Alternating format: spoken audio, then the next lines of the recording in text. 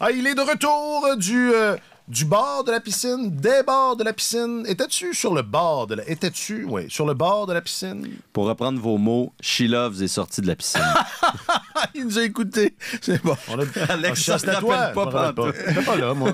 C'est comme... C'est toi, je She pense à Loves. rien. Ah, Ben oui, parce que Demko, c'est l'autre, là. Demko, c'est Godino. L'autre Ça collaborateur. Ça arrive. Ouais. Et puis, Martin... Non, mais She Loves, là. Martin disait She Loves dans la piscine. Et là, She Loves est sorti. Puis, es-tu sec? Aux douches, She Loves. Les deux, She Loves. Les deux, She Loves. Ouais. Ouais, ben, on va évidemment parler du vrai She Loves, mais non, je veux... Parle-moi de toi. Parle-moi de toi. Parlons piscine. Il sent le chlore un petit peu. Fait chaud dans Fait chaud là-dedans, centre d'entraînement de Ouais. piscine, comme ça. Ouais. Bon, ben, pour ceux là, qui se demandent, Alex nous arrive tout droit des essais canadiens de Oui, natation c'est une compétition où on détermine qui représentera le Canada aux Jeux olympiques. de Paris, qui De arrive Paris à cet grands été. pas. Et puis, Qui est une grande source de médailles pour le Canada, ouais, l'équipe ça de devrait natation. être le cas. Ben, Deux c'est- affaires. Oui. C'est une vraie discipline olympique. Oui. Hein? Non, mais le Canada n'est pas toujours bon dans les... C'est-à-dire, le Canada est souvent OK. bon dans des disciplines olympiques un peu... Farfelu. je n'irais pas jusque-là, mais là, c'est pas des blagues, là. Non. Ben, c'est la vraie affaire. Ce sont des années de gloire. Faste. Oui, pour le Plus le que Canada. jamais, en Et fait. voilà, le programme canadien est au Ouais, au ben, sommet. 6 médailles à Rio, 6 médailles à Tokyo, et ce sera probablement... Mieux? Je pense que ça va être mieux. Ou en tout cas, ouais. on est dans les mêmes eaux. Je parlais avec le t'as pas directeur dessus. de la haute performance. Ouais. Il disait que c'est probablement l'équipe la plus talentueuse que le Canada va jamais envoyer au jeu. Monsieur Atkinson, hein? Monsieur John Atkins. Tout un personnage. Ouais, un Brit. L'inventeur de la diète. Un Brit avec un... En tout cas, il y a un accent Brit. Là. Oui. Et Est-ce qu'il est parent avec Mr. Bean? je lui ai pas demandé. En tout cas, il n'a pas l'air physiquement. Il n'a pas l'air. Mais tu dis, le Canada n'est pas fort dans des Moi, j'aime ça. vrais J'aime sports. ça, exactement. J'aime ça dire ça. Des sports originaux. En même temps, Ça me prend l'athlétisme pour, canadien a connu des Ouais. très grands moments dans les C'est 8 vrai, dernières absolument. années et la natation Ouais, aussi. ouais. Donc, mais là, écoute, la Michael Phelps est canadienne. La nouvelle Michael Phelps est canadienne. Summer McIntosh. Est-ce qu'elle mange autant? Je Ça, c'est- sais pas, je suis pas allé là. Tu comprendras qu'avec une adolescente de 17 ans, C'est ça, elle avait c'eût 14 été inapproprié. Même moi, je me trouve inapproprié en ce moment, mais Elle avait 14 ans au jeu Ouais. à Tokyo, puis c'est Elle impressionnant. avait terminé 4e aux 400 mètres libres à 14 ans. C'est très impressionnant. C'est sûr qu'elle ne fera pas 8 médailles d'or comme Phelps a fait, d'abord parce que les relais canadiens sont moins forts que les Ouais, relais américains. c'est ça, ça Donc, prend, ouais. ouais, c'est ça, ça prend une équipe. non, je m'excuse parce que moi, j'ai été marqué par la diète de Michael Phelps. Là, Oui, à Pékin, je me rappelle de ça. Ça m'avait La presse traumatisé, avait ouais. fait comme un mini dossier Genre, avec C'était Hey, je 8 pense que- pizzas Ouais. pour un C'était repas. Là. 10 ou 12 000 calories par C'était- jour ouais, ça d'ingestion, faisait- quelque chose comme ça. Ça faisait peur. C'était hallucinant, ouais. Bon, puis Mais- as-tu mangé 12 000 calories? J'ai mangé. J'ai mangé. Ouais, non, mais Toronto, c'était bien. Parce qu'on a beaucoup parlé de Toronto dans ce printemps, mais on a pu parler de l'aspect vie, ça, de l'aspect social. Ouais, ben là, c'est à Scarborough. Ah. On restait à Markham. Ah, OK, c'est pas... Donc, c'est pas mal moins glamour que quand tu es en train de couvrir les Maple Leafs, que tu es en plein centre-ville, qu'il y a une extrémité de la rue, c'est le Scotiabank Arena, et à l'autre, c'est le Rogers Center, Ouais. où jouent les Blue Jays, une équipe de baseball. Ouais, ouais. Donc, c'est ça, c'est moins fameux. OK, C'est j'avais pas fameux, mais j'aurais dû... ouais. Puis, est-ce qu'il y a beaucoup été question de Craig Berube sur le bord de la piscine? Ah ouais. Non, mais Sidney je- Pickram question en sérieuse. parlait tout le temps. Non, mais je sais pas. Est-ce que dans les rues, je sais pas... Pas du tout, as-tu le Alex. pouls? Donne-nous Non, le c'est pouls. ça, j'ai plus le pouls de tellement OK. à piscine OK. aujourd'hui que le. Non, mais pouls de tellement je vais à la pêche. Non, ça a été assez discret sur Craig. Mais en même temps, ça semblait être Faut pas avoir peur de se mouiller. une conclusion attendue. Là. Ouais. Il n'y a pas de surprise. Là. Bon. Très bien. On plonge? On plonge. J'en ai fait quelques-unes. là. Je sais pas si... ben 2 au moins. Passe-nous le relais et on plonge. Il n'y a pas de relais dans la piscine. Ah oui, il y a des relais. Oui, il y a des relais. Un vrai... On se passe pas Mais non, de il y a pas de témoins. Il n'y a témoins. pas de témoins. Ouais, le Il y a des relais. Il y a des relais. En tout cas, ça va brasser. Non, Ça va brasser. Les Oilers complètent le carré d'as. Une ligne franche entre le nord et le sud. Et une finale Floride-Dallas. Arc. C'est tellement hockey, épisode 324.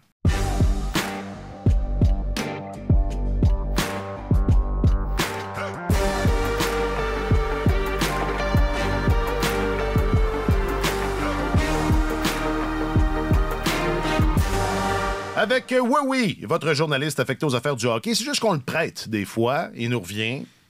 Et c'est comme ça. J'ai nommé M. Alexandre Gascon. Salut, Alex. Bonjour, messieurs. Et votre chroniqueur principal au service des sports, j'ai nommé M. Martin Leclerc. Salut, Martin. Messieurs, content de vous retrouver. Je m'appelle Alexandre Coupal. Bon, ben, ça a bien l'air que le Canadien fera pas les séries cette année. C'est pas comme Florida, Caroline et Islanders de Patrick Roy. Rangers, Capitals, Vancouver, Nashville, Winnipeg, Colorado, Edmonton, LA, Boston, Dallas, Vegas. J'ai mis mes chaises sur la parade. Ah ah! Ça, c'était au début. Oui. Parce que là, il en reste moins. Il en reste un petit peu moins. Puis il en manquait une déjà. Ouais, Toronto. C'est-tu Toronto? C'est Toronto qui est pas là. Ouais. Ouais. Mais ça, C'est comme s'il n'était pas là. c'est ça. C'est une métaphore de leur sort. Vous êtes dur. On commence avec les Oilers? Ben oui. Ben oui. À tout seigneur Ben du ouais. honneur. Avez-vous pensé un instant que ça allait s'arrêter là? Avec un recul de 2-3 Ouais, dans la ben série, ouais. honnêtement, ça ressemblait à ça un peu. Moi, honnêtement, j'étais pas si inquiet. OK. Puis c'est rare que je me vante comme ça, là, mais il y aurait pu, évidemment, que Vancouver aurait pu gagner. Non, c'est pas vrai, c'est pas rare. Il n'y a rien de rare. C'est non? absolument rien de rare là-dedans. Mais non, j'avais quand même un bon feeling pour les Oilers. Puis je trouve qu'ils ont gagné avec maturité. Ce qui leur faisait, ce qui leur faisait défaut. Tu sais, je vous écoutais vendredi quand j'essayais de passer le temps autrement sur le tapis. Parce que, bon, c'est long, courir sur un tapis, mais c'est mieux que dans les rues de Markham. N'en déplaise aux citoyens de Markham. Et bon, je pense que Marc-Antoine parlait du temps d'utilisation de McDavid et tout. Puis dans les 2 derniers matchs, ça a été vraiment plus réparti. On s'en est pas remis à lui ou juste à Draisaitl. Il est plus autour de 20 minutes là, dans les 2 dernières rencontres, alors que c'était dans les 25-26 depuis le début de la saison, des séries. À tes souhaits. Merci. Oui, à tes souhaits, Martin. Il va falloir nettoyer. Là. Le décor est un peu... Non, j'ai mis mon coude. Non, ben oui, je sais. Je sais. Alors, je trouve qu'il y avait beaucoup de maturité dans la façon dont ils ont gagné. Temps de glace réparti, beaucoup. Avant, on s'en serait... Ça aurait été donner la rondelle à McDavid, puis advienne que pourra. C'est ça le plan. C'est ça le plan, advienne que pourra, en s'en remettant vraiment sur nos maillons forts. Mais là, c'était différent. On a réparti le temps de glace. On a bloqué le centre de la glace. Quantité de tirs bloqués hier, je pense que c'est plus d'une vingtaine. Je vais vous dire ça, là, tirs bloqués. Je vais vous dire ça. 21, donc c'est quand même bien. Pour les Oilers. Pour les Oilers, et de Draisaitl, et de Nugent Hopkins, un de McDavid. Donc, ça a été vraiment plus une victoire d'une équipe, je trouvais, qui était parvenue à une certaine maturité, capable de défendre. On n'a pas donné grand-chose aux Canucks. C'était une belle façon de conclure cette série-là. En même temps, il y a un chiffre qui dit tout, là. C'est 32. Et pourquoi? Parce que les Canucks, en 2 matchs, les matchs 6 et 7, contre Stuart Skinner, ont lancé 32 fois. C'est famélique. Ça aurait fait un bon match, mais réparti sur 2, ça marche pas. Non, ça n'a pas de bon sens. Il y a un gardien qui est ébranlé, qui est vraiment pas en confiance, qui revient après avoir été laissé de côté dans les matchs 4 et 5, qui n'est pas une valeur sûre de cette équipe-là, qui a encore ses preuves à faire en séries éliminatoires. Il y a tout un contexte, là. Puis après la première période du match numéro 6, quand tu es supposé de le tester de toutes les façons possibles et imaginables, les Canucks avaient 2 lancés. Et on était à mi-chemin en 3e période, il y en avait 11. Ouais. Ils ont terminé avec 15. Donc, en tout, 32 lancés en 2 matchs. Puis je pense que c'est là que ça s'est joué. Là. On n'a absolument pas testé Stuart Skinner. Dans le 6e match, pendant le reportage de la rencontre, à un moment donné, je pense que c'est Kelly Rudy qui montrait des séquences où Skinner était complètement perdu, là, mais il ne se faisait pas tester. Par exemple, il s'engageait... dans ses déplacements, il s'engageait un petit peu trop et puis il dépassait complètement son filet, il était plus centré, il était plus cadré, il essayait de se replacer à la dernière seconde, mais les Canucks n'en ont jamais profité, ils ne tiraient pas de partout. Il me semble que ça aurait fait un peu partie du plan de match. Ouais. Testez-le, envoyez des rondelles au filet puis voyez ce qui arrive. Mais ils n'ont pas été capables. Dans le premier tour, on avait dit que les Oilers avaient peut-être... remporté une victoire très significative pour le reste du parcours éliminatoire quand ils avaient battu les Kings 1-0 là, dans un match extrêmement serré. Puis c'est difficile, là. Il y avait énormément d'énergie hier à Vancouver. La foule était survoltée. Les Canucks étaient gonflés à bloc. C'était un match très important pour eux. Ça a été encore une fois une démonstration défensive. Ils ont réussi à effacer leur gardien de l'équation, un peu comme, je pense, l'Avalanche l'avait fait lorsqu'ils avaient remporté la Coupe Stanley. Là, leur gardien n'était pas si performant que ça. C'était pas du niveau des gardiens qui mènent leur équipe à la finale de la Coupe Stanley. Et il n'a même pas fait partie de l'équation Skinner. Là, 17 tirs, 15 tirs dans les 2 derniers matchs, alors qu'ils avaient le dos acculé au pied du mur.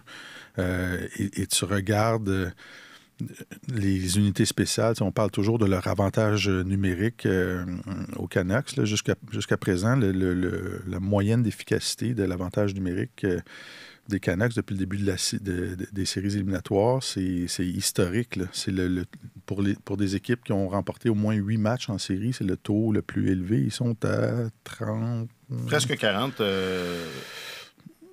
Je l'ai mis en quelque part. Moi aussi, je l'ai vu. Je l'ai ici. Ils sont à 37,5 %. C'est le taux... dans l'histoire des séries éliminatoires, c'est le niveau le plus élevé. Et en désavantage numérique, à 91,4 %, c'est la 7e performance de tous les temps jusqu'à présent. Là. On se souvient, le Canadien, en 2021, s'était rendu jusqu'en finale, juste avec l'unité de désavantage numérique là, qui était légèrement supérieure à ça. Alors, c'est impressionnant de voir les 2 unités en même temps qui fonctionnent comme ça. Et le joueur le plus utilisé en désavantage numérique chez les Oilers, au sein de cette unité-là, c'est Vincent Desharnais. C'est quand même impressionnant. C'est lui et Mathias Ekholm qui sont les 2 joueurs les plus...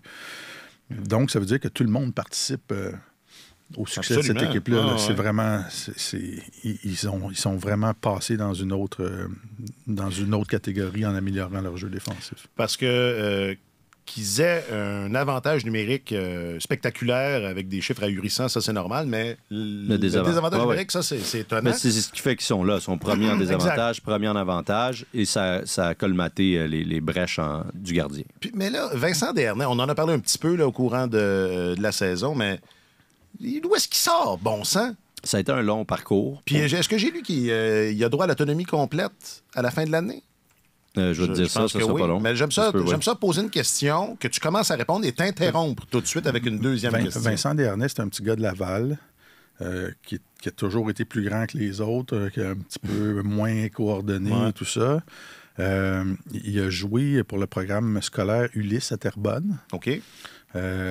Il a bien fait, il a bien été développé là. Et à 16 ans, il est parti jouer dans un prep school, Northwood, aux États-Unis. Il a été très bon là-bas, il a continué à se développer là-bas. Et après ça, il est allé étudier à Providence. Il a été capitaine de l'université Providence, de l'équipe de l'université de Providence. Il a terminé ses études en gestion des affaires, si ma mémoire est bonne. Et quand il a terminé l'université, il avait été sélectionné... au 7e tour. Au 7e tour par les Oilers. Et je me souviens, j'étais à l'Arena à un match de l'Armada de Blainville-Boisbriand un soir. Et Vincent Lecavalier était là pour voir jouer un de ses clients pour faire du recrutement. Et le père de Philippe Lecavalier. Philippe Lecavalier, j'ai dit Vincent, pardon. C'est son parent. Et donc, c'est ça, Philippe, qui est un agent qui travaille extrêmement fort. À un moment donné, je le croisais partout. Là. J'allais voir un match aux États-Unis, je le rencontrais. J'allais voir un match junior quelque part, je le rencontrais. Et c'est ça, Philippe, j'avais dit, écoute, il y a un grand gars que je connais, personne ne parle de lui, tu devrais aller le voir. Puis Philippe est allé le voir, puis il a pris Vincent comme client. As-tu droit à une cote? Non, j'ai pas de cote. Mais tu sais, c'est un gars, c'est un sport à développement tardif, le hockey. Lui, c'est le prototype parfait. Là, probablement que s'il avait joué au hockey junior majeur puis qu'il avait été tassé à l'âge de 19 ans, il n'aurait jamais eu la chance de se développer. Mais le parcours universitaire, tout ça, il a joué dans la Ligue américaine pour continuer à parfaire ses habiletés. Puis tu le regardes jouer, là, il prend tellement de place. Le regarder jouer, juste focusser sur lui en désavantage numérique, là, de voir la façon dont il passe de la surveillance de son joueur devant le filet à aller se placer devant le gars qui peut tirer sur la pointe, sur l'extrémité du parapluie, du côté gauche. c'est impressionnant. Puis, tu sais, c'est pas... Il est extrêmement costaud, mais il donne pas des mises en échec à tout casser. C'est juste sa portée, son bâton est bien placé, il utilise son corps. Et je trouve ça beau de voir qu'il a réussi avec un parcours comme ça, à trouver une place importante, un rôle important, spécifique, dans une équipe comme celle des Oilers. C'est parce que c'est tellement de ça dont ils avaient besoin. En plus, c'est parfait. La combinaison est parfaite. Il a été repêché à 20 ans. Il a passé du temps dans la ECHL. Ça a été un très, très long parcours. Il a eu des problèmes de dépression. Il a parlé, des troubles il a parlé des troubles d'anxiété qu'il a vécu quand il faisait la navette entre Wichita et Bakersfield, entre la ECHL puis la Ligue américaine. Son coloc, d'ailleurs, dans la ECHL, c'était Stuart Skinner. Ils ont un peu grandi ensemble dans l'organisation des Oilers. Les deux sont arrivés... dans le cas de Skinner, c'est normal là, qu'un gardien arrive un peu plus tard, mais c'est ça, ils se connaissent depuis très, très longtemps. Et exact, il a surmonté beaucoup d'épreuves. Il racontait qu'il y a quelques années, justement, quand il vivait ses débuts professionnels puis qu'il se sentait loin de tout le monde, il gardait ça pour lui. Pleurait tout le temps, ça allait pas bien, il se faisait renvoyer dans la ICHL, il comprenait pas pourquoi, mais il en parlait pas, puis un jour, c'est ouvert à son ostéopathe, puis ça a déboulé après ça. Elle a dit, il faut que tu en parles, parle-en à tes parents, entre autres, sa mère, dès qu'elle l'a su, est venue le rejoindre, puis bon, il a toujours été assez ouvert par rapport à ça, c'est toujours un bon exemple, on s'entend, de l'importance de s'ouvrir, puis de pas garder ces choses-là pour soi. Il y a une très bonne famille, il a dû être... Il a été bien encadré. Bien exact. entouré. Puis il racontait qu'à partir du moment où sa mère est venue le rejoindre en Californie, ça a été le début de son ascension. C'est ça, exact. De son retour, là, tranquillement, pour être bien avec lui-même. Et puis bon, il en est venu à s'établir dans la Ligue nationale l'année dernière, à 26 ans. Ouais. Donc c'est vraiment un bel exemple, un beau parcours du combattant. Puis effectivement, il n'y a pas de contrat pour l'année prochaine. Je serais très surpris de le voir quitter l'organisation là, qui, honnêtement, a cru en lui. C'est eux qui l'ont repêché. Ouais.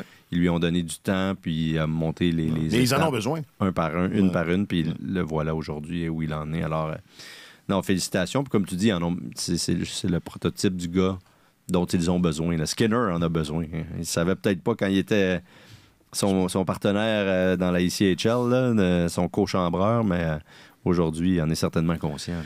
Un vrai body.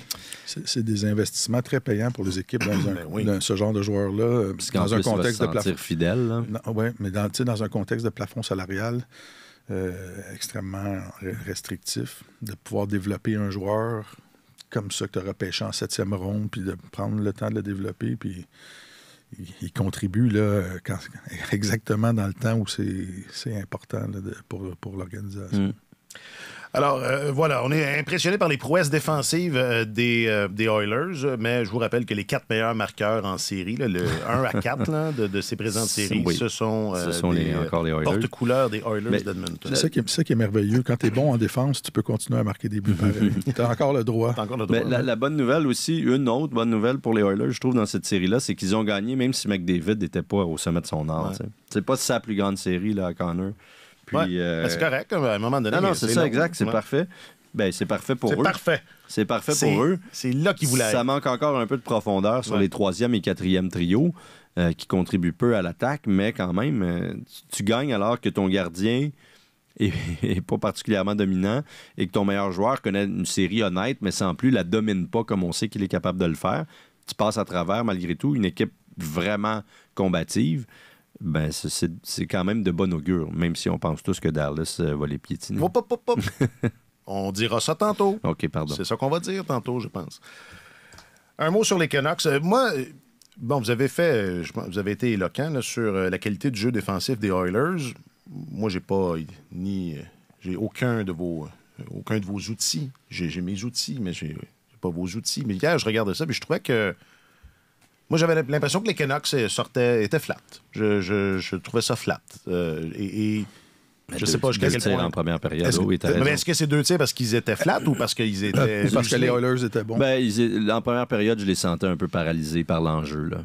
Moi, c'était mon impression. Ouais. Mais, tu sais, je ne sais pas si vous vous rappelez, juste avant le début des séries, pour m'amuser, j'avais fait un texte sur le modèle. La réingénierie, OK, non.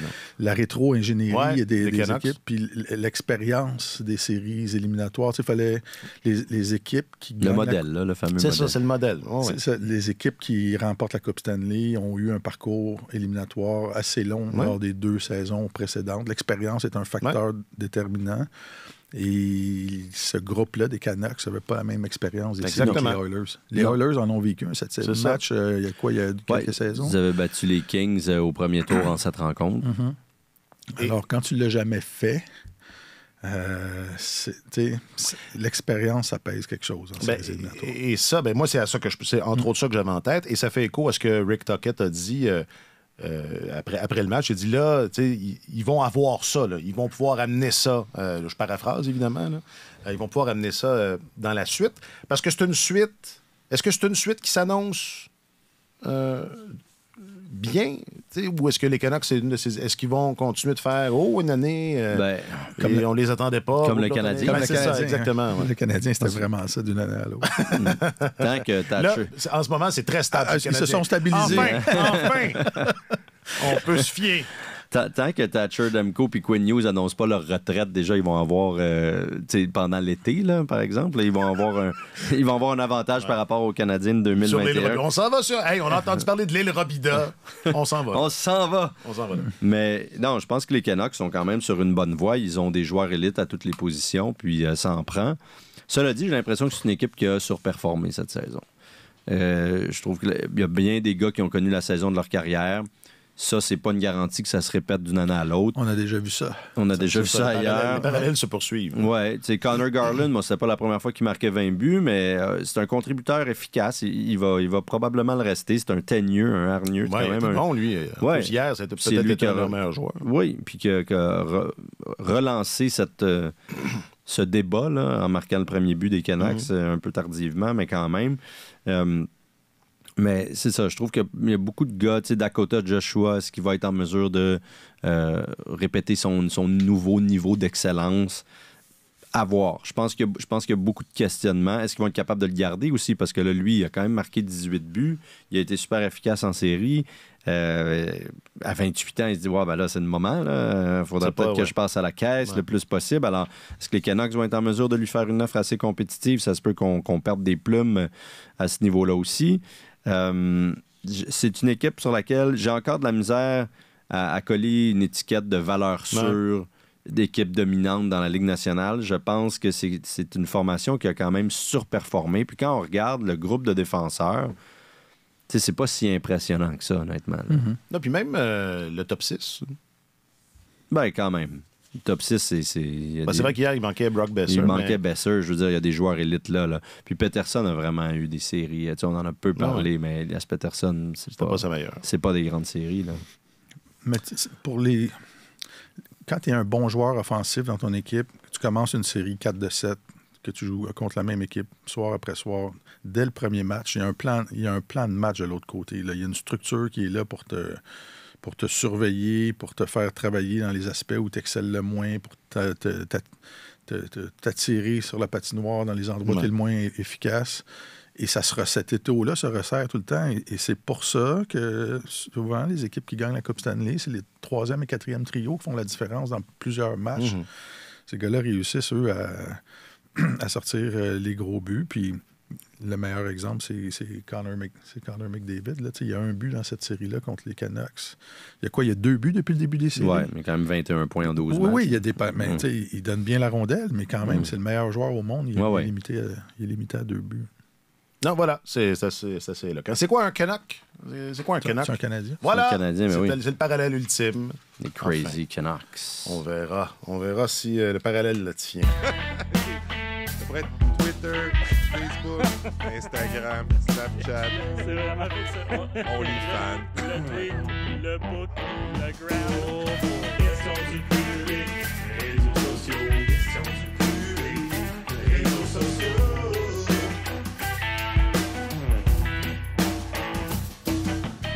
Question du public, réseaux sociaux. Ta-da! Le book. Beaucoup Le gram. de réponses en provenance du book. peu de réponses en provenance du Gram. On a demandé, donc, sur ses réseaux sociaux... Et du X, est-ce qu'on a des réponses? Du X? Non, mais j'appelle pas ça de même. Moi, OK. Moi je refuse. OK. Puis je vous encourage à faire pareil. J'aime pas ce qu'il en a fait, le nouveau propriétaire. Non. J'aime pas le nouveau propriétaire. Je n'aime pas ce qu'il fait avec son influence. Je n'achèterai pas ses voitures. Je pense que... Vous allez dire, t'as pas les moyens. C'est pas la question. C'est pas la question. Oui. Non, mais il y a eu plusieurs reportages au cours du dernier mois sur la chute du niveau de vente de cette marque de voiture. Puis je me disais que... hey, c'est une coïncidence. Peut-être pas, Ouais, parce qu'il y a bien du monde comme moi qui... Je pense que oui. Mais je lisais qu'il y a un modèle qui est parmi les plus vendus encore. Là. Fait que c'est pour ça que j'en parle. On en voit beaucoup. Propagande, On en voit là, beaucoup sur les pensez-y. routes. Pensez-y là, au moment de faire vos achats. Parce que consommer, c'est voter. Exact. Hein? On a demandé via les réseaux sociaux de Radio-Canada Sport quel joueur vous impressionne le plus jusqu'à présent dans les séries. Ça, c'est une bonne, ça. C'est de moi. C'est de moi aussi. Ouais, bravo. Bravo. Non, mais c'est parce que la semaine passée, Non, c'est j'ai bon. été, Ouais, t'as été j'ai critiqué. été critiqué, ou je Ouais, cherchais un autre avec mot. raison, là. Challenger. Non, mais c'est parce que je Défier. trouvais que ça manquait un peu. Défier. C'est parce qu'il faut parler un peu de la vache à lait. Donc, et la question m'a été inspirée par la première réponse, c'est celle de Sébastien sur le book, qui non seulement ne le nomme pas, mais nous le montre. Lafrenière, oui. On va parler, bien évidemment, là, des confrontations qui s'en viennent, mais prenons quelques instants pour regarder le passé. Là, c'est impressionnant, là, ce que Lafrenière... Quoi, c'est un point Oui. par match, Oui. presque? Exact. Tu fais partie, là, vraiment n'a rien à envier aux autres locomotives offensives de son équipe. Puis son équipe est en finale d'association. Là. Exact. C'est bien vrai. Donc... Puis je me rappelle de Lafrenière il y a 2 ans aussi. Exact. Il avait connu des séries extraordinaires. Oui, c'est ça. oui, Puis c'est vrai. c'était pas les statistiques étaient moins éloquentes, là, mais quand vous regardiez les matchs des Rangers. Il jouait pas au sein du premier trio. Non, exact. Il jouait avec les jeunes. Là. Il jouait avec la Philippe kid. Kittil Ouais. et Capo Caco. Et les trois avaient été vraiment, Plutôt bon. vraiment performants. Ouais. Et ça, c'était il y a 2 ans, parce que l'année dernière, justement, il avait été critiqué pas mal. Il avait eu une saison ordinaire, aucun point dans les 7 matchs. Les Rangers ont finalement perdu en 7 contre les Devils au premier tour. Mais il y a 2 ans, c'était un trio qui passait la majeure partie de ses présences en zone offensive, qui faisait travailler fort l'adversaire tout le temps, qui marquait des buts à l'occasion, qui faisait une différence dans le match. Ça avait été un peu son coming out party, là, si on peut dire, là, à Lafrenière à ce moment-là. Là. On le sentait prêt à passer à une autre étape. Finalement, ça a pris un petit peu plus de temps. Un petit recul l'an passé. Mais là, c'est peut-être que la cause est entendue, on verra, mais c'est vraiment des très bonnes séries pour lui. Et ça fait quoi à ce que Martin disait, à savoir que c'est ça, sur il devait jouer, ça devait être la 3e ligne, là, Il était sur le 3e trio, ouais. C'est ça, le bottom 6. Être un premier choix au total au repêchage et aboutir au sein d'une équipe aguerrie, c'est pas le même cheminement que le gars qui est repêché par une équipe de fond de classement puis qui se fait donner tout le temps de glace de qualité. La première unité d'avantage numérique, premier trio, moins 22, on s'en fout, mon vieux, vas-y, récolte des points. Lui, il est arrivé, il avait des super vedettes. Là. Il a fallu qu'il... fasse sa place. Cela dit, il y a les défis, il y a des défis dans les deux situations, non? Faisons un peu de philosophie. Oui. Faisons une parenthèse philosophique. Bon, je dis pas que c'est facile pour les autres, là, mais c'est pas... Non, je sais bien. Parce que le gars, c'est difficile de faire...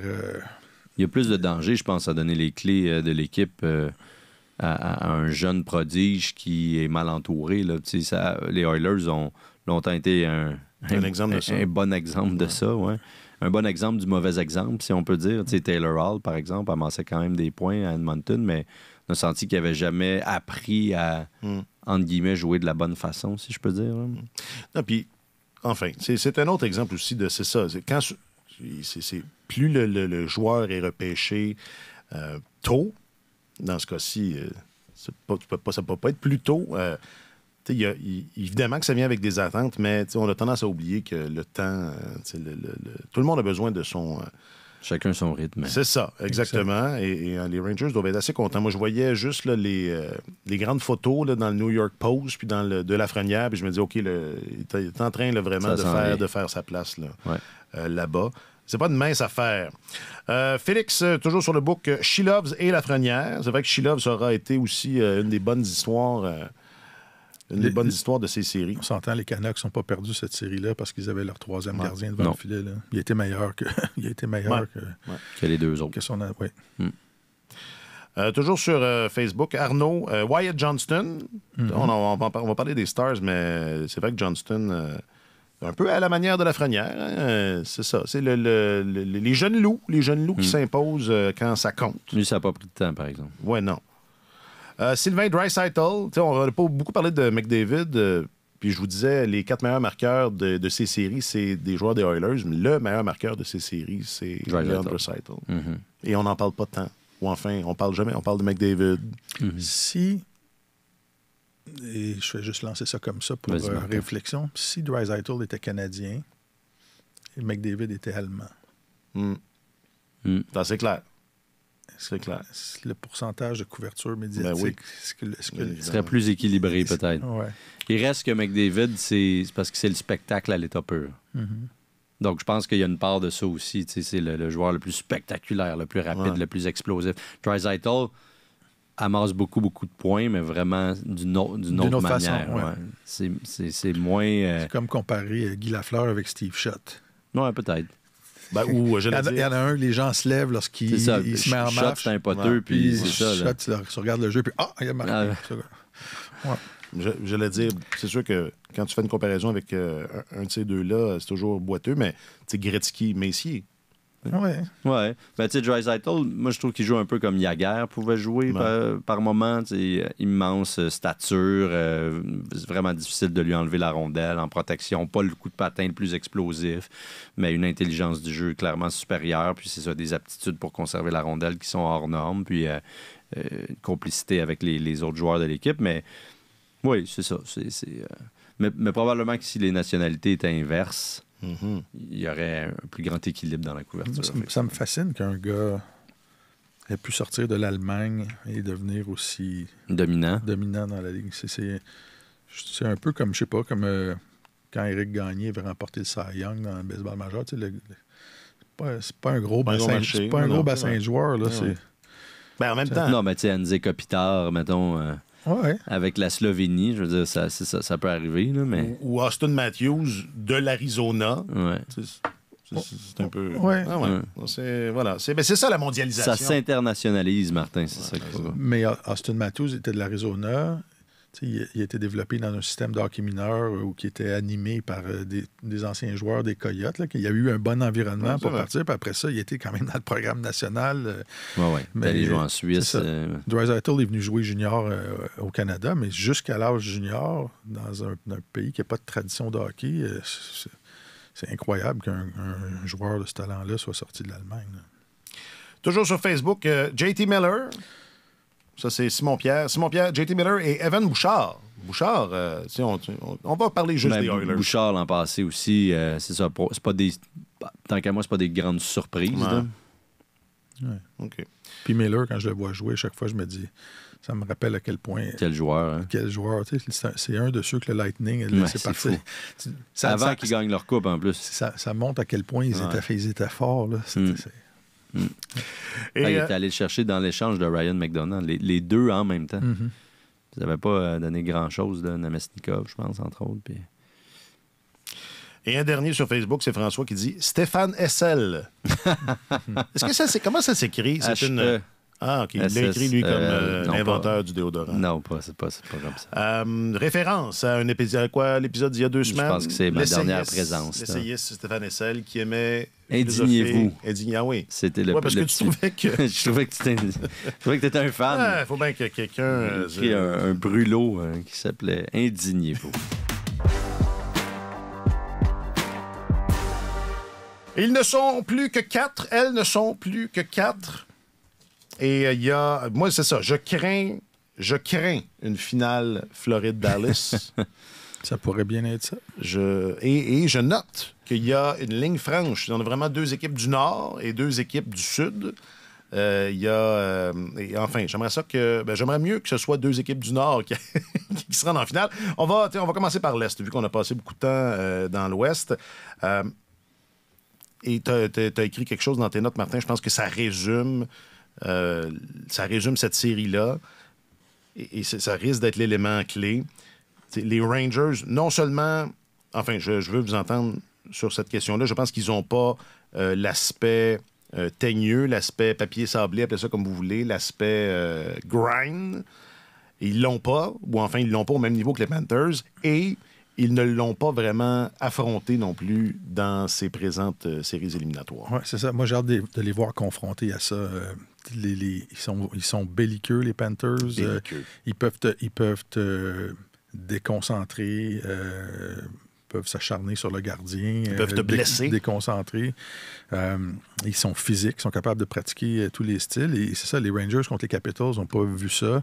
Les Hurricanes, c'est une grosse équipe, mais c'est pas une équipe méchante. C'est pas une équipe qui fait mal tant que ça. C'est ça.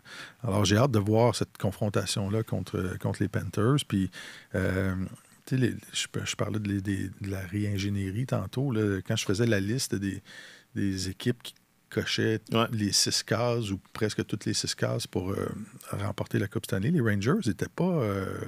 T'es pas loin. Ils n'étaient pas parmi ces équipes. Non? Ah non.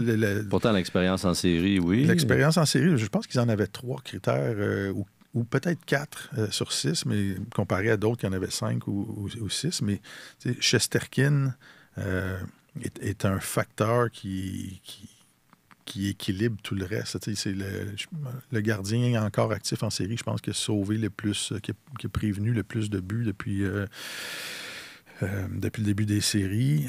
Il a vraiment été excellent à date dans les 2 premiers tours. Puis Bobrovsky, à mon sens, ne joue pas au même niveau que lors des séries la saison dernière.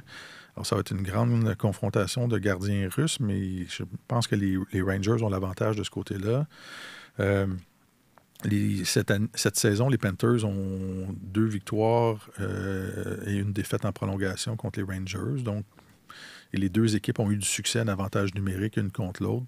J'ai hâte de voir comment ils vont s'ajuster. Les Rangers ont été très, très bons, très impressionnants depuis le début des séries, mais ils ont à mon sens, le meilleur gardien. Le Bobrovsky, je ne l'ai pas trouvé... Au sommet de sa forme depuis le début de ces séries-là. Puis il faudra dire, à la fin de sa carrière, il faudra dire que ça n'aura pas été un gars constant. Là. Non, mais il s'en va direct au temple de la renommée, pareil. Là. Sergei Bobrovsky. Imagine. Mais il a gagné 2 fois le trophée Vizina. C'est un autre débat. Mais un peu comme Martin, ça va être intéressant. C'est vrai que Shesterkin, c'est parmi les gardiens encore en vie, c'est celui qui a prévenu le plus de buts, toutes situations confondues. Jeremy Swayman est presque au double à lui seul, mais bon, il joue plus. Il joue plus quand même. C'est ça. Et New York, c'est plus si Floride gagne le premier match, comment les Rangers vont réagir. Ils n'ont pas toujours, jusqu'à preuve du contraire, jusqu'à nous démontrent qu'ils sont capables de se sortir de situations en apparence complexes et difficiles, qui sont bons pour surmonter l'adversité. Jusqu'à ce qu'ils nous démontrent ça, on ne sait pas qu'ils sont en mesure de le faire. Et eux non plus, à la limite. Parce que l'an passé, ils menaient 2-0 contre les Devils du New Jersey au premier tour. Ils ont fini par perdre en 7 matchs. Il y a 2 ans, on avait cette impression aussi de rouleau compresseur là, en début de série. Arrivent contre le Lightning en finale de l'Est, prennent les devants 2-0, puis quand ça s'est écroulé, ils n'ont jamais été en mesure de redresser la barque. Ils ont perdu 4 matchs de suite, ils se sont fait sortir en 6. Ils se sont fait sortir en 6 par le Lightning. Et donc, quand ça chauffe vraiment, quand c'est dur, quand ils tirent de l'arrière, cette version-là des Rangers ne nous a pas prouvé qu'elle était en mesure de franchir cet obstacle-là. Ça ne veut pas dire qu'ils ne le feront pas, mais jusqu'à présent, ils ne nous l'ont pas prouvé. Les Panthers, eux, étaient en finale de la Coupe Stanley l'année dernière. On a souvent parlé de la culture qui a changé dans cet environnement-là, dans ce vestiaire-là, avec l'arrivée de Matthew Tkachuk, les autres qui ont emboîté le pas. Tout le monde est à maturité. Je pense qu'ils sont favoris légèrement. Ah oui, légèrement? Dans ma tête, là. Okay. Légèrement. Je pense qu'ils sont favoris sans adjectif. Ouais, je sais pas. En même temps, c'est les Rangers, c'est le trophée du président, là, le trophée des présidents. C'est la meilleure équipe en saison régulière. Ils ont le meilleur gardien des 2. Donc, c'est quand même difficile de dire « Ah oui, les Panthers sont vraiment favoris. » Je pas dit vraiment, je dis les Panthers les Panthers sont plus efficaces à 5 contre 5, mais c'est ça, Shesterkin, il gomme ces différences-là. Tu sais. Alors, ça va être une série très intéressante. Puis, ça pourrait aller d'un côté comme de l'autre, honnêtement. Ça va jouer sur la glace. C'est ça. Ah, probablement. C'est ça. La meilleure équipe l'emportera. Et plus Quel meilleur gagne. tu avances en série, plus c'est difficile de gagner à Madison Square Garden. Là. C'est assez... c'est un endroit assez... Ben oui. Pourquoi ils gagnent jamais la coupe de bord? Parce qu'ils se rendent jamais, ils avancent jamais suffisamment. OK. Est-ce que dans ma question alambiquée du début, quand je parlais du caractère belliqueux, est-ce que les Rangers en ont plus qu'ils en avaient? Vous avez souvent dit ça, que Jeff Gorton a perdu un peu sa job là-bas parce que c'est quelque chose qu'il avait négligé. Est-ce que ça a été suffisamment... je pense qu'ils sont de ça? Mais là, il y a le gros Matt Rampy en partant, là. Tu sais... Oui. Non? Mais est-ce qu'il a un impact? Est-ce qu'il va jouer en demi-finale à la Coupe Non, Stanley? peut-être pas, mais je veux dire, il y a Barclay Goodrow en défense, K'Andre Miller, Jacob Trouba. Moi, j'ai... Trouba, Tkachuk. J'ai hâte de voir s'il y en a qui vont s'occuper, qui vont avoir le mandat de s'occuper de Tkachuk pour, c'est sûr, pour le retirer de l'équation. C'est sûr. Ouais. Moi, cette défensive-là, des New-Yorkaises, est impressionnante là, sur papier. Puis c'est pas des peureux, là. Ryan Lindgren, Jacob Trouba, K'Andre Miller, doit être extrêmement difficile de les affronter. J'ai pas l'impression que c'est une équipe qu'on pourrait dire qui sont un peu mollassons, là, ou... Comme on l'aurait dit des Hurricanes, mettons. Exact. Là. Je pense pas qu'on s'essuie les pieds sur les Rangers, comme probablement les Panthers l'auraient fait contre les Hurricanes, comme l'an passé, parce qu'ils les avaient... matraqués ils les avaient balayés. En demi-finale, ouais. Si tu le dis. Oui, ils les avaient balayés en demi-finale. Donc, c'est ça, c'était les Hurricanes. C'est presque le même scénario, mais les Hurricanes en demi-finale. On a deux invités, là, 2 années de suite dans ces finales d'association. La Floride dans l'Est et les Stars Dallas dans l'Ouest. Et là, est-ce qu'il y a un adjectif avec favori pour Dallas? Ou... Ils sont favoris. Ils sont favoris. Ils sont largement favoris. Favoris. C'est ça. Là, il n'y a pas d'adjectif. Non. Ils sont favoris. Ben, voilà. C'est là aussi, c'est une équipe où est-ce que c'est difficile. Les Stars sont énormes. Ils sont gros. Ils ont le meilleur gardien. Ça, c'est pas pire. Il n'y a même pas photo, là, Skinner contre Oettinger. Oettinger. Enfin, Jake. Et c'est ça. Donc, les Stars sont très bons à 5 contre 5.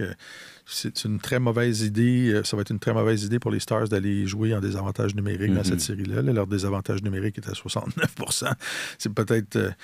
ils ont grand intérêt à être disciplinés, à trouver une solution pour être plus efficaces parce qu'ils vont se faire détruire par l'avantage numérique des Oilers. Et les Stars, leur avantage numérique est assez performant, mais là, ils vont affronter un désavantage qui est à 91,4% d'efficacité. Fait que pour que Dallas gagne cette série-là, il faut jouer le plus possible à 5 contre 5, à mon sens. Et j'ai l'impression que Skinner va être beaucoup plus mis à l'épreuve dans cette série-là que contre les Canucks. Les Canucks ont eu une moyenne en série de 20,8 tirs par match. C'est extrêmement bas. Ouais. C'est une équipe qui ne tirait pas beaucoup. Là, il va y avoir de la circulation devant Skinner. Il va y avoir des tirs, puis il va y avoir beaucoup de caoutchouc. Et malheureusement, moi, je considérais depuis le milieu de la saison que les Oilers étaient vraiment de très sérieux aspirants à la Coupe Stanley, mais à un moment donné, plus tu avances dans le parcours, plus tes points faibles te font mal et tu finis par... ce sont tes maillons les plus faibles qui finissent par céder. Puis je regarde aller Skinner devant le début des séries, puis j'ai de la difficulté à m'imaginer qu'une équipe puisse gagner la Coupe Stanley avec lui. Ouais, j'aurais tendance à être assez d'accord. Mais c'est fou à quel point ça se joue sur des petits détails. Oui. Les Stars sont à plus 4 à 5 contre 5. 22 buts marqués, 18 accordés. Puis Edmonton à plus 2. Donc 28 buts marqués, 26 accordés. Les différences sont minimes. Là, c'est léger. J'ai tendance à penser, comme vous, là, que Dallas est favori. Ça va prendre une grande performance. On parlait de l'importance du collectif à Edmonton, puis qu'ils ont été capables. C'est le collectif qui leur a permis de passer à travers les Canucks et grand bien leur face. Là, ça va falloir que le collectif soit à la hauteur, mais ça va aussi prendre une performance d'exception de leurs joueurs d'exception. S'ils veulent, c'est possible. Exact. Et ça peut arriver. Sur Skinner, on en a vu des gardiens se lever au bon moment. Il n'y a pas eu beaucoup de caoutchouc, c'est peut-être ça qu'il a besoin. C'est pas farfelu. Non, exact. C'est un peu farfelu, mais pas complètement. Ils ont une possibilité. Ça se peut qu'ils gagnent. Là. C'est pas comme New York, Washington au premier tour. Là. Ça se pouvait pas que Washington gagne. Exact. Ça se pouvait pas. Ils ont tout à fait la possibilité de, même si c'est ça devrait être les Stars, mais on se dit qu'un jour, le talent surnaturel de ces deux gars-là à Edmonton va leur permettre de gagner la Coupe Stanley. T'sais, c'est à peu près ce que tout le monde pense, comme on le croyait pour Nathan McKinnon et compagnie au Colorado, ça a fini par arriver. Donc, tu as l'impression que c'est ça qui va se passer un jour. Tu sais, les Pingouins, quand ils ont gagné sans Christopher Le Temps, là, je ne sais plus si c'est 2016 ou 2017, mais une de ces 2 années-là, Le Temps n'a pas joué pendant toutes les séries. Un groupe de défenseurs, c'était quand même... C'était ordinaire sur papier. Là. C'est sûr qu'il y avait... Les gardiens faisaient le travail, mais... Ils passaient leur temps à lober la rondelle à l'extérieur du... Ils n'essayaient même pas de faire des jeux. Là. Ils étaient rendus très profondément dans leur brigade, si ma mémoire est bonne. Il y avait pas mal de... Ah oui, tout le monde était utilisé. Ils faisaient juste lober la rondelle à l'extérieur, puis on va s'arranger. On va C'était s'arranger. Brian Dumoulin, probablement, qui jouait le plus là, à l'époque. Et puis bon, ça avait été des prestations extraordinaires des meilleurs joueurs de cette équipe-là qui étaient encore au sommet de leur art. Donc, c'est ce qu'on attend des Oilers aussi. S'ils veulent gagner la Coupe un jour parce que leur plus grande vedette coûte si cher, parce que ça se peut qu'ils en perdent une éventuellement, parce qu'ils ont payé un défenseur un prix de fou alors qu'il ne le méritait pas. En raison de toutes ces raisons-là, c'est une équipe qui risque d'être jamais si complète ou si près de la perfection. Ouais. Alors, pour gagner, ça va prendre de l'exception. Puis c'est pas juste des points, c'est les buts au bon moment, puis la qualité du jeu défensif de McDavid puis de Draisaitl. Ouais. Puis ça va être un peu tout ça. Donc, c'est possible, mais ça va falloir que les astres s'alignent et qu'eux soient vraiment dans une autre dimension, je pense. Parce que si une finale Floride-Dallas, c'est arc, une finale Edmonton-New York, ce serait... miam? Non, je sais pas. C'est pas le contraire. Il y a quelque chose là de pas mal plus... écoute, premièrement, tu aurais une équipe canadienne en position de gagner la Coupe Stanley pour la première fois depuis 1993. Il y aurait, je pense, de bonnes cotes d'écoute au Canada. Ouais. New York est un gros marché. Ouais. Les Rangers, c'est un peu l'équivalent des Cowboys de Dallas au football aux États-Unis. Là, c'est une équipe qui est reconnue à la grandeur du pays. Les joueurs de hockey américains rêvent, pour la plupart, un jour de porter les couleurs des Rangers. Les codes d'écoute vont être faméliques, là, disons-le. Si c'est Dallas, Floride, là, même si ce sont 2 très bonnes équipes, les connaisseurs vont apprécier le spectacle. Ouais. Mais je me rappelle moins de Floride-Vegas l'an passé. C'était à quoi ressemblaient les codes d'écoute. Oui, ça va pas être très réalisé. Ça se peut. Je sais pas ça, au fond de son cœur, ce qu'espère M. Bettman. Hein. Je serais curieux de... il espère Floride-Dallas, non? C'est payé. C'est déjà payé, la TV. Regardez-la pas, la série. C'est déjà payé. Peut-être New York-Dallas. Ouais, j'avoue. Ouais, ça, c'est le scénario. Ce serait humiliant que la finale de la Coupe Stanley se fasse battre au niveau des codes d'écoute par des matchs de, je sais pas, de la WNBA, parce que Caitlin Clark joue. D'abord, je ne veux pas être plate, là, mais ça va arriver. Probablement. Si c'est Floride, Dallas, il y a des grosses chances que ça arrive. Non, puis si ça n'arrive pas cette année, ça va finir par arriver. Mais c'est arrivé la semaine dernière ou la semaine dernière. C'est ça. Ouais. Et ce n'est pas terminé. Mais là, la finale est supposée être ton grand spectacle de l'année. Ce serait un petit camouflet pour la Ligue nationale. Ce ne serait pas le premier ni le dernier, j'ai l'impression.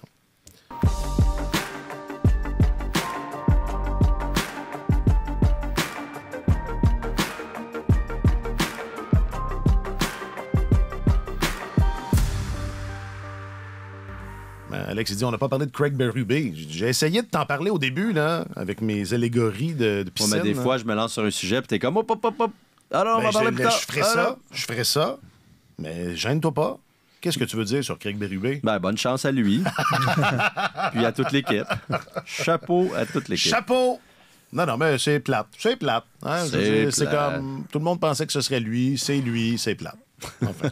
Moi, j'ai juste hâte de voir. Tu sais, il a remporté une Coupe Stanley, Craig Berube, mais ses équipes, toutes les autres saisons, là, exclues des séries, perdues au premier tour, perdues au deuxième tour, exclues des séries. Il y a eu une saison miraculeuse avec Gloria. Et on s'entend, ouais, c'est ça. C'est pas... Et On a... Craig Berube, pour moi, c'est un entraîneur steak, bédin, patate. Là. On travaillait fort. Ouais. C'est un motivateur. Oui, c'est ça. C'est pas... ouais. Alors que là, tu sais, je sais pas, c'est un gars qui répare des voitures au marteau à qui tu donnes une Formule 1. Je ne sais pas. Je sais, honnêtement, je ne sais pas. Je comprends ce que tu veux dire. J'ai juste hâte de voir ce que ça va donner comme... Peut-être qu'au point de vue de la culture, il va changer quelque chose, de l'attitude de l'équipe, mais les Maple Leafs, tu les regardais jouer, c'était pas une équipe, je pense, paresseuse ou une équipe... pas dédiée. La plus grande vedette de l'équipe est parmi les meneurs de la Ligue pour bloquer des tirs et tout ça. C'était pas un country club. Fait que j'ai juste hâte de voir comment ça va tomber. C'est un bon point que tu amènes parce que on faisait des blagues avec ça. Les Blues, ils étaient pas en série en janvier, puis finalement, ils ont gagné la Coupe. On faisait des blagues comme quoi c'était comme devenu le nouveau modèle, mais c'est parce que non, c'est pas un modèle, c'est une anomalie, c'est pas normal. Oui. Et là, c'est ça son gros fait d'arme à Craig Berube. Berube. Exact. C'est l'anomalie. OK. Alors, on leur souhaite, c'est ça. On leur souhaite bonne chance. Alexandre Gascon, je rappelle que tu es notre journaliste affecté aux affaires du hockey. Merci beaucoup. Merci d'avoir été là. Ouais, ça m'a fait plaisir. Martin Leclerc, tu es notre chroniqueur principal au service des sports. Merci, Martin. Et j'en suis honoré. On peut comprendre. Jacques-Alexis Bernardin réalise tellement hockey. Il réalise bien ça. Il réalise qu'il y a tout un trio sous la main. C'est du travail. Il réalise que c'est pas... C'est ça. Il y a certaines personnalités plus difficiles que d'autres avec lesquelles composer. Merci, un grand merci à Jacques-Alexis. Je m'appelle Alexandre Coupal. Passez une bonne semaine et bonne finale d'association, là. Sur tous les terrains et sur tous vos appareils, Radio-Canada Sport.